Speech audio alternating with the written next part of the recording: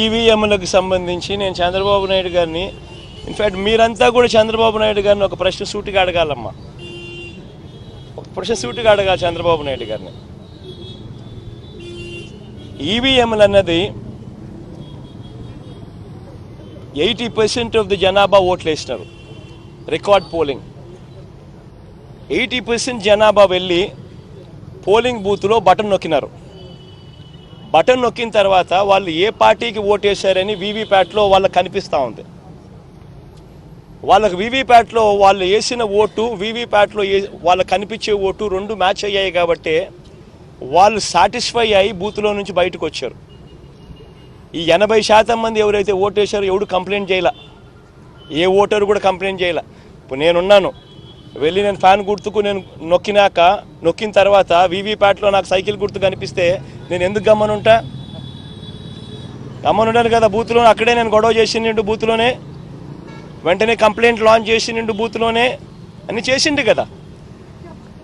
అట్లా ఏ పార్టీకి ఎవరన్నా కానీ ఇలా ఓటేసిన తర్వాత వీవీప్యాట్లో వేరే పార్టీకి ఓటేసినట్టుగా ఎవరికి కనిపించలేదు కాబట్టి 80% మంది జనాభా ఓట్లేసిన ప్రతి ఒక్కరూ సాటిస్ఫై అయ్యి ఎటువంటి బూత్లో కానీ బూత్లో కంప్లైంట్ ఇవ్వడం కానీ పోలింగ్ ఆఫీసర్ దగ్గర కంప్లైంట్ ఇవ్వడం కానీ ఎటువంటి ఎక్కడ జరగల. ఇవన్నీ చంద్రబాబు నాయుడు గారికి తెలిసి తాను ఎవరికి ఓటేసాడో తనకే తెలియదని చెప్పి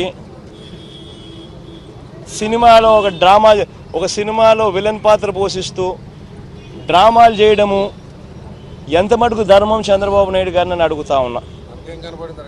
ఇంకొకటి రెండో విషయం, ఇంకోటి చంద్రబాబు నాయుడు గారిని అడుగుతా ఉన్నా.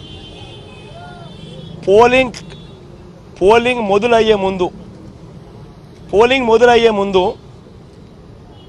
ప్రతి పోలింగ్ బూత్లోనూ అన్ని పార్టీలకు సంబంధించిన పోలింగ్ ఏజెంట్లు అక్కడ కూర్చుంటారు.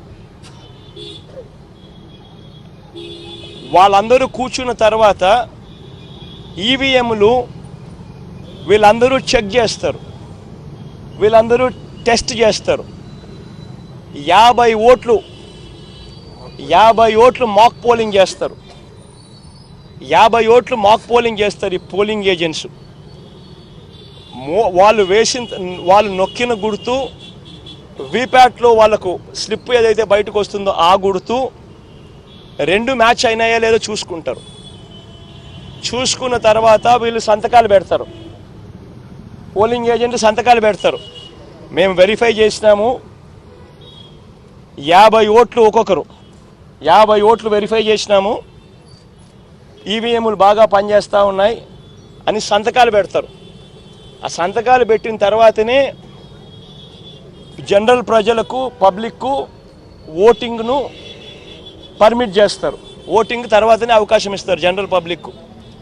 మరి ఇటువంటి తెలుగుదేశం పార్టీకి సంబంధించిన ఏజెంట్లే అన్ని పార్టీలకు సంబంధించిన ఏజెంట్లు